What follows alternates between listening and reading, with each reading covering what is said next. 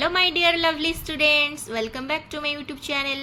So students, आमे पूर्व video रे lesson 3 the little round burn 2 को भलो भाव रीडिंग करथिले एवं ता सहित एही विषयटीर ओडिया मीनिंग मध्य बुझी जाइथिले एवं मु तुम सहित डिफिकल्ट वर्ड्स रो मीनिंग मध्य डिस्कशन करिथिली।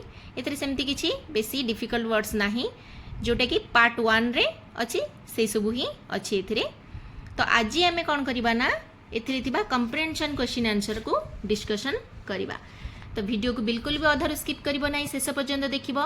वीडियो भल लागिले लाइक करि नबो आउ चैनल को सब्सक्राइब कर दबो, काहे कि ना एही चैनल रे तुम मानक पई आदर्श परीक्षा रे पडिला भलिया क्वेश्चन आंसर मु नेकी आसीबी।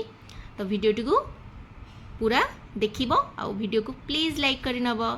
चलो एबे क्वेश्चन आंसर डिस्कशन करिबा, ठीक अछि। तो एबे देखो समझते comprehension question answer. Whom did the bun meet in this part of the story? एही पार्ट रे माने पार्ट 2 रे बन टी काहाको काहाको भेटिला। ठेकुआ पाखरु पळे आसला गडी गडी की पुणी काहाको काहाको भेटिला। The bun met a wolf and a bear in this part of the story. Means the bun भेटिला काहाको ना बन टी गोटे गधिया को भेटिला एवं गोटे भालू को भेटिला एही द्वितीय पार्ट रे माने एही पार्ट रे से दुई जन को भेटिला, वुल्फ आउ बियर को। Then question number 2, did the wolf want to eat him up? ताकू कोन गधिया खाइबा पई चाहिथिला?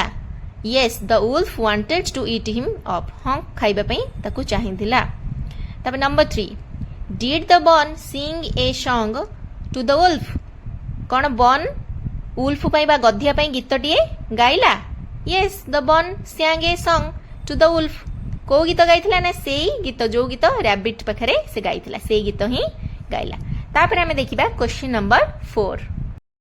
क्वेश्चन नंबर 4 देखो, is this song similar to or different from the song he sang before the rabbit? से ठेकुआ पाखरे आगुरु गाइथिबा गीत सह एही गीत समान किंबा भिन्न थिला कि? द आंसर होची the song this song is similar to the song he sang before the rabbit. जो गीतटी से ठेकुआ पाखरे गाइथिला सेई सेम गीत से गधिया पाखरे मध्य गाइला। Question number 5, was he able to run away from the wolf? से गधिया पाखरु दौड़ी पळेई आसीबा पई सक्षम हैला कि? Yes, he was able to run away from the wolf. हां, से ठेकुआ पाखरु पळेई आसीबा पई सक्षम हैला। क्वेश्चन नंबर 6 देखो, did he also sing the same song to the bear? से भालू पाखरे मध्य सेई एका गीत गाइला कि? Yes, he also sang the same song to the bear. हां, से भालू पाखरे भी सेई सेम सॉन्ग ही गाइला। तापर हमें क्वेश्चन नंबर 7 देखिबा। Was he able to run away from the bear? Answer होजी yes, he was able to run away from the beer.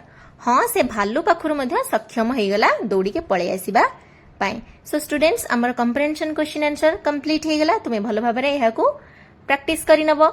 पुणी आउटे वीडियो रे आउटे नुआ लेसन नै के आसीबी। से पर्यंत रहूची। Take care and bye bye.